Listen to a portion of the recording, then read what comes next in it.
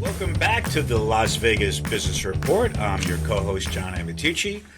Over here to my right that is would make me Pam Jungi. I was going to say the lovely, amazing Pam Jungi, but hey, I guess we'll skip the lovely, amazing part. So what's going on, Pammy? I don't know. I think we have a pretty fun topic today. We do. We have a really fun topic today. So what's the topic? And it's controversial. It right? is. Yeah, it is, for sure. You know, I love I like the way you said controversial versus controversial.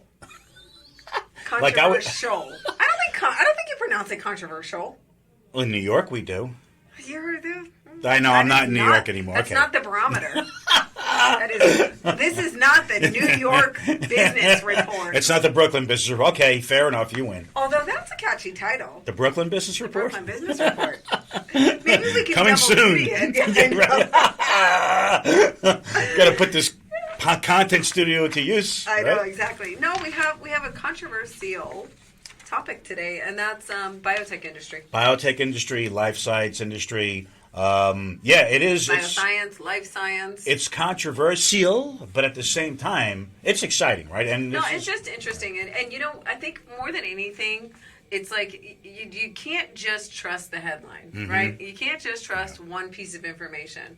It's about taking all this information in and then like using critical thinking and disseminating through it, right? We need proof, right? You want to trust, but you have to prove it. Yeah. Well, and everybody's writing from a different standpoint, right? Like we have two completely different articles. Yeah. One article was written by a local Las Vegas Global Economic Alliance, which is 100% accurate in its writing.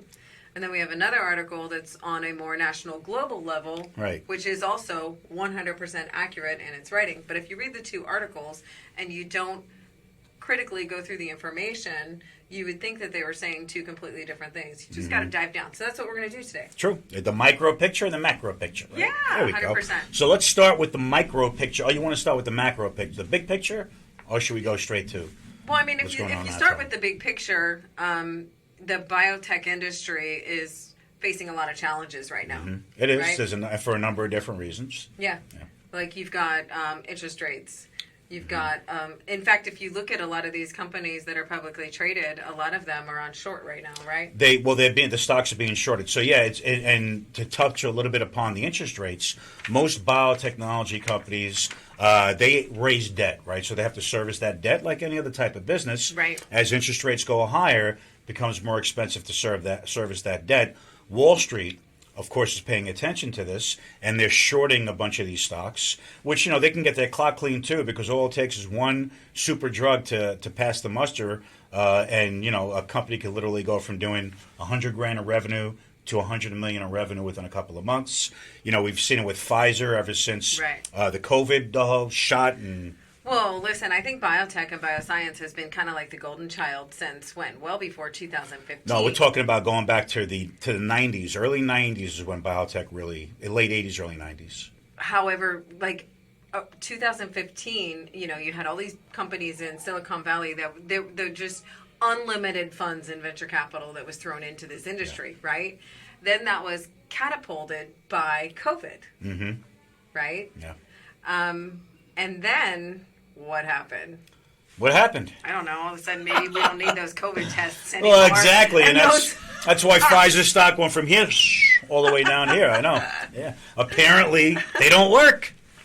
Go figure. What do you know? And I'm guessing by the 10 million people that have come into this country the last 2 years without getting tested, it probably doesn't work. But hey, that's, I guess, just a whole different conversation, right? Yeah, we're not going to get political. But I didn't mean. But let's talk about the local, what's going on locally in terms of Las Vegas and the biotech industry. Well, if you read LVGEA's article, biotech is kind of like the darling child right now of Las Vegas, right? However, we were behind the curve. Let's face it. I mean, we concentrate on tourism. We concentrate on Las Vegas Boulevard and the Strip. Yep.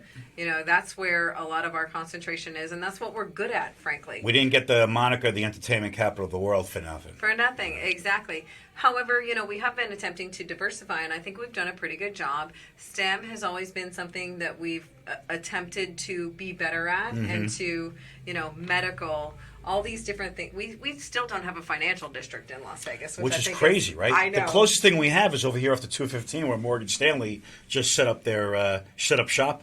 Right. We barely have a medical district. Yeah. So I think it was around 2018 is when we started getting in the game, right? Yeah. And so where are we at today? So as of today, and it blows my mind, there are 1,000 biotechnology companies in the state of Nevada, just a little bit under 10,000 employees. And what does that tell you? It averages out to less than 10 employees per company. That's a small business. Startups. Yeah, I mean, it's mostly startups, small business that are thriving. And the reason why so many of them are thriving and coming here is because of Roseman University. Right. So let's talk about Roseman University real quick. Well, I mean, Roseman is a campus of over 40 acres, 70,000 square feet.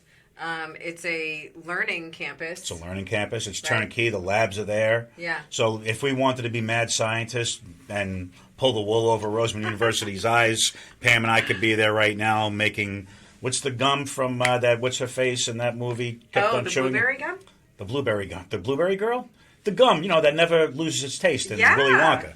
We could be doing something like that right now. It kind of backfired on her, but we would do better. Yeah, we would. So, yeah, you got Roseman University, 40-plus acres, 70,000-plus square feet. What else? I don't know what else. Oh, okay. Well, I guess, what I meant is not so much more else about Roseman University, but Roseman University is attracting not only biotechnology companies, it's also attracting students who are learning and becoming biochemists, physicians, etc. at the university, too. So there's a couple of different... we have companies that are moving here specifically because of Roseman University. Right. And I think that that's probably for a couple reasons, right? So there was just a report out that the state of Nevada is ranked 5th in the nation for business friendly, right? Yeah, number 5. So we are... the fifth most business friendly state in the entire country. Exactly. So, and not only that, because we've kind of been behind the curve on STEM altogether, they could probably... they have a better, I don't want to say they have a better hiring pool. However, their payroll is going to be a lot less if they bring their company here. No question about it. And their employees will have more money in their pockets at the end of the day as well if they're working here. Exactly. Yeah.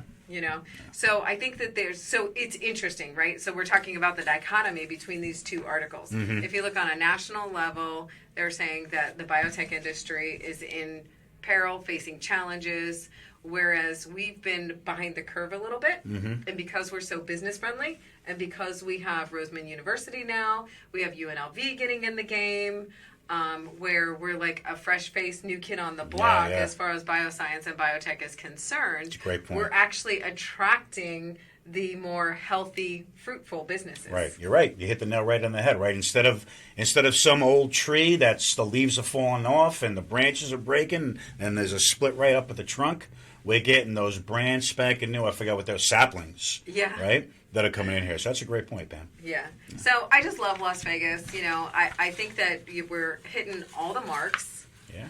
And I think that we're expanding and we're growing and we're diversifying. And we might have been behind the curve on this one, but it could work in our favor. Well, that's right. You hit the nail on the head, right? It's working in our favor, right? Sometimes it pays to be late to the party instead of too early to the party, right? Exactly. So that's when you get to show up and you get to watch all the drunk people instead of being one of the drunk people. Not that there's anything wrong with being one of the drunk people, of course. That's fine. Any other takeaways on this? I mean, I just think that it's just another aspect of Las Vegas that really is turning around the image that we've had. Not that it was a bad image, the entertainment capital of the world, but it's proving to the rest of the country, the rest of the world for that matter, that we are coming onto the same level as any other place in the world in terms of being able to succeed in other industries and attracting businesses and people wanting to move here and live here and take advantage of that. Yeah, we're players, and we definitely have a city that backs us, right? 100%, man. Our city is putting money towards this. Yeah. They're incentivizing companies to come here. So, it's true. At the end of the day, it just supports our growth and our ability to take care of our citizens here in the fine state of Nevada. And that's why so many of our neighbors to the west of us keep moving here. are still moving here in droves. In droves. Yeah. They're moving to live here, and they're moving to work here. They're looking to move their businesses or buy businesses here. Right. Yeah.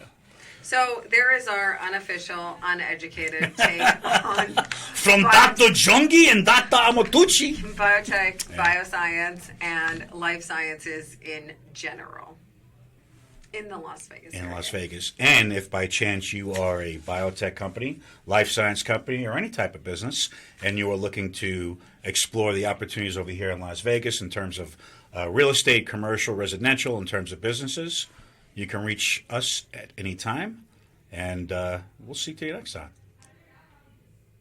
Thank you, Johnny. Thank you, Pammy.